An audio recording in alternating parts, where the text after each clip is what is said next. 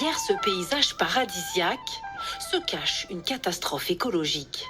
En regardant de plus près, l'océan Pacifique est en réalité une marée de déchets plastiques. Tongs, bouteilles ou masques. Autant de débris dont les particules mélangées au sable ont une conséquence directe sur la reproduction des tortues marines. Les œufs vont avoir une durée d'incubation d'à peu près 2 mois, mais c'est pendant la phase intermédiaire de cette incubation que la température va influencer si la petite tortue elle va devenir mâle ou femelle. Et plus c'est chaud, plus ça va influencer vers une production de femelles.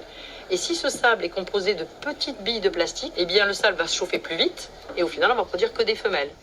Une catastrophe pour l'avenir de l'espèce déjà menacée partout dans le monde et dont l'atoll de Tetiaroa était l'un des derniers sanctuaires. Alors, 12 bénévoles ont débarqué pour une opération de nettoyage marquée par ce qu'elles ont vu.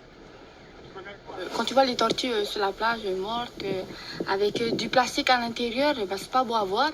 Autre problème, que faire de ces déchets, en grande majorité déjà délités?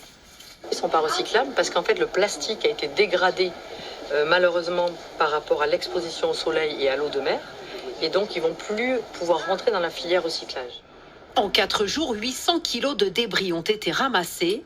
Ceux qui pourront être retraités le seront. Le reste sera enfoui à la déchetterie de la presqu'île de Tahiti.